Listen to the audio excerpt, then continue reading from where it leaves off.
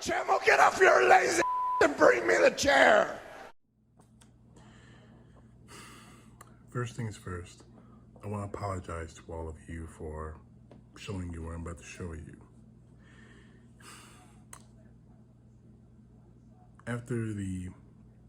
I was just curious as to how Tucker Carlson, Mr. Replacement Theory, was going to try and weasel his way out of what happened and about how he is responsible for what happened in Buffalo. His words, at the very least, were responsible. I made the mistake of watching the first few minutes of his show, and I was sickened. So first things first, I apologize for showing you this. But you need to understand what he's doing and why he's doing it. Oh boy. Again, I humbly apologize. But take a look at this. Famously of all, on Saturday afternoon, a teenager in a mock military uniform walked into a grocery store in Buffalo and shot more than a dozen strangers with a rifle. No doubt you've seen accounts of this on the news. What you probably haven't seen are details about any of the 10 Americans who were murdered in that store in Buffalo. You may not even know their names, much less who they were or who they loved. Most of them were black. We know that. But beyond the way they look, not a lot has been reported about them, because the coverage hasn't been about them. Nor, in fact, has it really been about the gunman. He was an 18-year-old called Peyton Gendron. Gendron was mentally ill. Everyone around him knew that, including his teachers and the local police. Less than a year ago, Gendron was committed to a mental hospital after threatening to murder his classmates at a school graduation ceremony. So on Saturday, after he made good on his long-standing threat to open fire into a crowd, Gendron left an 180-page letter that he said would explain his motives. You've probably heard this document described as a racist manifesto. But that's not quite right. It's definitely racist, bitterly so. Gendron reduces people to their skin color. That's the essence of racism, and it's immoral. But what he wrote does not add up to a manifesto. It is not a blueprint for a new extremist political movement, much less the potential inspiration for a racist revolution. Anyone who claims that it is lying or hasn't read it. Instead, Gendron's letter is a rambling pastiche of slogans and internet memes, some of which flatly contradict one another. The document is not recognizably left-wing or right-wing. It's not really political at all. The document is crazy. It's the product of a diseased and organized mind. At one point, Gendron suggests that Fox News is part of some global conspiracy against him. He writes like the mental patient he is, disjointed, irrational, paranoid. Now, that's true, not that it makes the atrocities he committed easier to bear. If your daughter was murdered on Saturday in Buffalo, you wouldn't care why the killer did it or who he voted for. But the truth about Peyton Gendron does tell you a lot about the ruthlessness and dishonesty of our political leadership. Within minutes of Saturday's shooting, before all of the bodies of those 10 murdered Americans had even been identified by their loved ones, professional Democrats had begun a coordinated campaign to blame those murders on their political opponents. They did it, they said, immediately. Patron Gendron was the heir to Donald Trump, they told us. Trumpism committed mass murder in Buffalo. And for that reason, it followed logically, we must suspend the First Amendment. That's hardly an exaggeration of what they're saying. Here's a selection from yesterday's Sunday shows. Social media companies and law enforcement have not done enough to monitor, to ban, to restrict, and to limit hate speech on their sites. Hate speech is not freedom of speech. As you know, the First Amendment does not protect hate speech. I'll protect the First Amendment any day of the week, but you don't protect hate speech. You don't protect incendiary speech. You're not allowed to scream fire in a crowded theater. There are limitations on speech, and right now we have seen this run rampant. So what is hate speech? Well, it's speech that our leaders hate. So because a mentally ill teenager murdered strangers, you cannot be allowed to express your political views out loud. That's what they're telling you. That's what they've wanted to tell you for a long time. But Saturday's massacre gives them a pretext, a justification. You have to ask yourself, who behaves like that? What sort of person uses mass murder as an excuse to give a campaign speech or seize more political power? We'll find out tomorrow when Joe Biden travels to the scene of this atrocity in Buffalo to speak to the country. We haven't seen an advanced copy of his remarks, but we can guess what we will hear. Biden's approval rating appears to be the lowest ever recorded for a president this century, lower than Donald Trump's. That is a disaster for his party. The Democratic Party will suffer for this in this fall's elections. Biden still has time to change course and fix it. He could try to improve the lives of voters who are dissatisfied with him. That is entirely possible. That's what politicians typically do when they're down. They listen to the people who might reelect them. But Biden doesn't plan to do that, and we know for a fact because Politico just reported it. Instead, Biden has decided to attack people who disapprove. According to Politico, quote, Biden has taken to telling his aides that he no longer recognizes the GOP, which he now views as an existential threat to the nation's democracy. End quote. People who disagree with Joe Biden, according to Joe Biden, are now a, quote, existential threat to the nation, like Al-Qaeda or climate change. A threat that by definition is so profound we must declare war upon it if we're to survive. Now, keep in mind this threat that Biden is referring to is you. He's talking about his fellow Americans. No president has ever spoken like this, ever. Joe Biden does it regularly, and he's certain to do it again tomorrow. But most painful and destructive of all, Biden is likely to use racial wounds in order to make his point. There is no behavior worse than this. All race politics is bad, no matter what flavor those politics happen to be. No race politics is better than any other. All of it is poison. Race politics subsumes the individual into the group. It erases people. It dehumanizes them. Race politics elevates appearance over initiative and decency and all the other God-given qualities that makes every person of every color unique yet morally equal to every other person. And above all, race politics always makes us hate each other, and always in a very predictable way. So let's say you were to make identity politics mandatory in your country, as they have. How could you be surprised when that leads, as it inevitably will, to white identity politics? Well, you could not be surprised. You did it, and it was always going to happen. And then what happens next? Nothing good. Race politics is a sin. Race politics always leads to violence and death. They learned that lesson in Rwanda in 1994. Identity politics ended in genocide in Rwanda that killed 800,000 people. And in response to those horrors, the Rwandans did something that we might learn from. They moved in the opposite direction from the one that Joe Biden is currently taking in the United States. Quote, ethnicity has already been stripped out of school books and rubbed off government identity cards, reported the New York Times. Government documents no longer mention Hutu or Tutsi, and the country's newspapers and radio stations steer clear of the labels as well. Most dramatic is how Rwanda's 8 million people now shun the identifications, the racial identifications, that seemed to loom so large 10 years ago as Hutu extremists began their mass killings, end quote. They have de-emphasized race in Rwanda, intentionally and systematically. Rwandan citizens are citizens first, members of racial or tribal groups second or not at all. Result? There have been no more genocides in Rwanda. And that could easily be the path forward for this country too. There was only one answer to rising racial tension, and that's to de-escalate and do what we have done and tried to do for hundreds of years, which is work toward colorblind meritocracy and treat people as human beings created by God, rather than as faceless members of interest groups that might benefit some political party or other.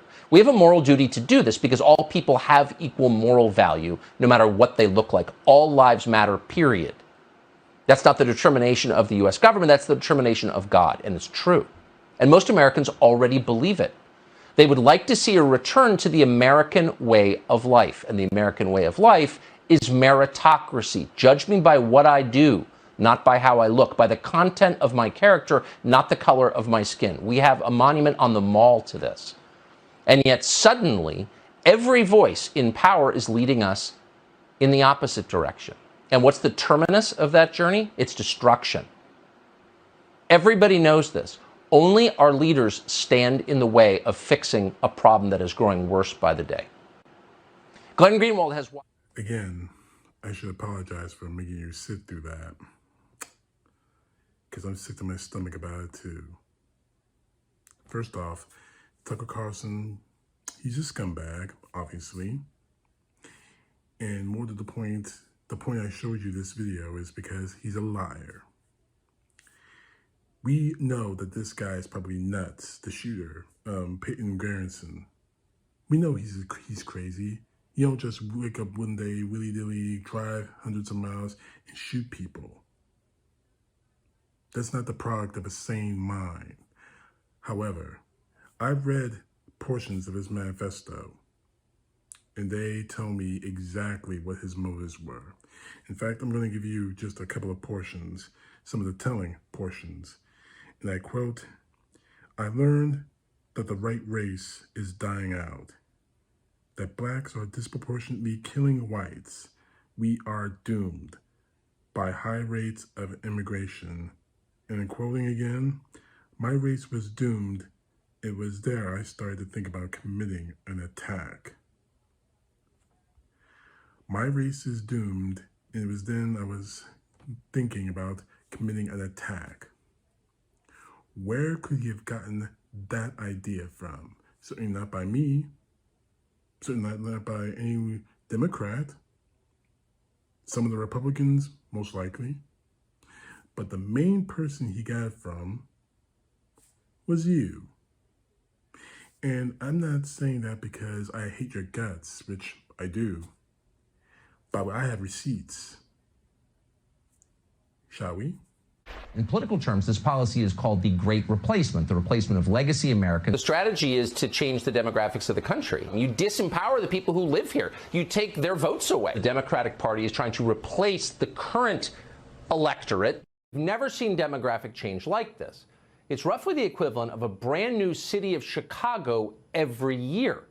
A city populated entirely by poor people with limited education who can't speak English. And the question is, how is it good for America? Where exactly is all this criminal white supremacy, this right-wing domestic terrorism that poses, quote, the most lethal terrorist threat in the homeland? Where is it? Well, of course, it doesn't exist. Everything you said there is exactly what this shooter said. But what really is angering me at the fact is that he's trying to play stupid or trying to think that we're stupid. The idea of replacement theory has been spread out through the Republican Party. And I'm not just talking about their constituents, their Joe Blows over there, the red hat MAGA Americans that probably won't even recognize any clear thought that Trump didn't give them. I'm talking about politicians, senators, congressmen. Matter of fact, this is a tweet from Matt Gaetz, and I quote, "Tucker Carlson is correct about replacement theory as he explains what is happening to America. The ADL, the Anti-Defamation League, is a racist organization." And of course, I won't even get into what Mary Jean Taylor Greene has done, attending white supremacist rallies, just to name one thing. And what really bothers me about what Tucker Carlson said, I mean, he tries to twist this whole thing that this is some liberal conspiracy about trying to take away the First Amendment. You know what you did, and you know what you said, Tucker. And we all do. But just in case you and the rest of these idiots you call supporters, say they claim that you didn't, here's a reminder. Yes, the Democratic Party is trying to replace the current electorate, the voters now casting ballots, with new people, more obedient voters from the third world. But they become hysterical because that's what's happening, actually. Let's just say it, that's true. We've never seen demographic change like this. It's roughly the equivalent of a brand new city of Chicago every year. A city populated entirely by poor people with limited education who can't speak English. And the question is, how is it good for America? Where exactly is all this criminal white supremacy, this right-wing domestic terrorism that poses, quote, the most lethal terrorist threat in the homeland? Where is it? Well, of course, it doesn't exist. How precisely is diversity our strength? Since you've made this our new national motto, please be specific as you explain it. Can you think, for example, of other institutions, such as, I don't know, marriage or military units, in which the less people have in common, the more cohesive they are? Do you get along better with your neighbors or your coworkers if you can't understand each other or share no common values? So you didn't say that? So this manifesto this shooter wrote on his social media pages, that didn't emulate what you, Matt Gaetz, Marjorie Taylor Greene, other Republican racists out there have been saying? You've been saying this for years, Tucker, and quite honestly, it's the direct result of those sayings has led to violence, has led to death. Christchurch, the mosque shooting that killed 50 people, 50 Muslims, who cited you and your theory of race replacement theory. The Pittsburgh synagogue, 11 people dead, cited your theory as well. I can go on. You're not going to BS your way out of this. Now, Fox News put out a statement saying that they didn't even mention anything about replacement theory, but they were quick to announce that Tucker Carlson has spoken out against violence. That's it. You're not going to talk about the violence he spurred, that your network has spurred, Rupert Murdoch? Tucker Carlson is 100% responsible for what happened in Buffalo. He's 100% responsible for what happened and half the racial incidents that have happened in this country. Now, the argument can be made, yes, he has a platform, he's a media man, First Amendment trumps all. However, where's the limit? Now, I can't get after him constitution-wise, and I don't want to, because, of course, First Amendment allows me to say what I believe in and post these videos here on YouTube.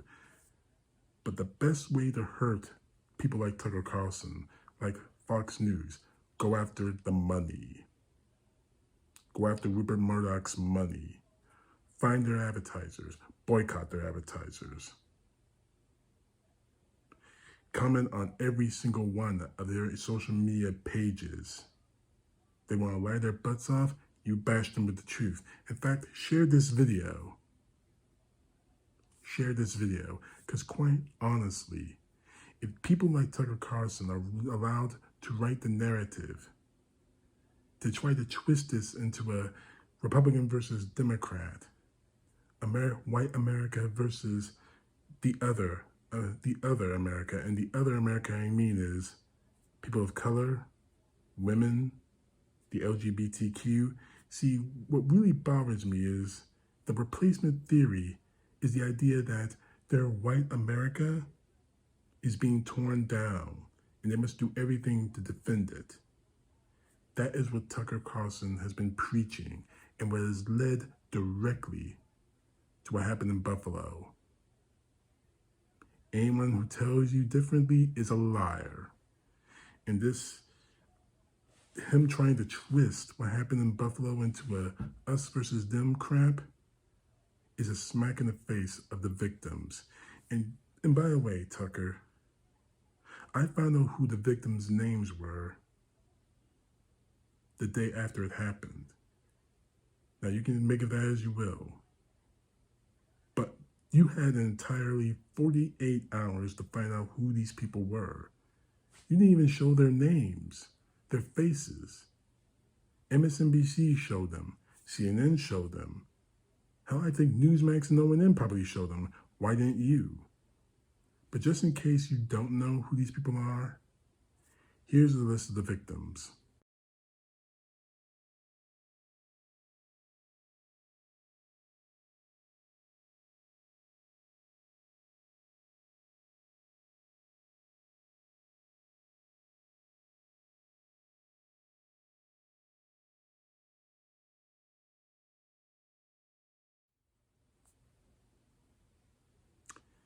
Tucker, I'm trying to censor myself, but because I really don't want to use any bad language. But trust me, I'm getting close to it, man. I really am. What kind of person would actually, I know what kind of person, an evil person, and that's you, Tucker. You knew what you said, you know what you did.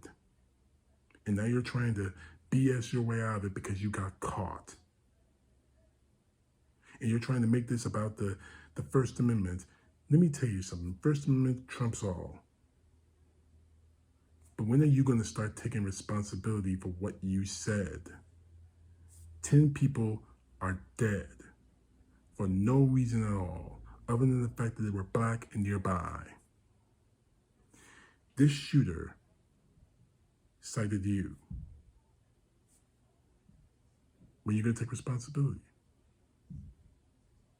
When are you going to man up and be the American, be the man you say you are? I don't think you're going to do it, Tucker. People like you, people like the rest of the GOP, and trust me, I'm getting to you guys later in the next film, maybe in the next video. But don't worry, I'm getting to you, GOP, because you're just as responsible for this. You want us to see you as the man, as a man?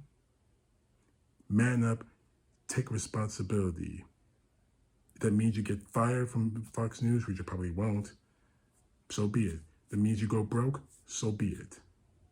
See, I'm willing to lose everything to keep my dignity. People like yours, people like you at Fox News, the rest of the GOP, you lost yours a long time ago. And now we have 10 reasons right now as to how you lost it. This didn't need to happen. Now I'm going to get into politics and why this didn't need to happen some other time when it comes to the GOP later on. But as for you, Carlson, you know what you did. You knew it was wrong. Your BSing out of it is not going to work. So, you got two choices. Be the man you say you are, which we know you're not, but be the man you say you are. Say that it's my responsibility that I said this. I said it all. Or be the coward that we know you are. Given to what kind of person you are, Tucker, you're a punk ass. Sound in the corner. Punk ass. CTP, know the truth. God bless. Peace to the left, justice to the right.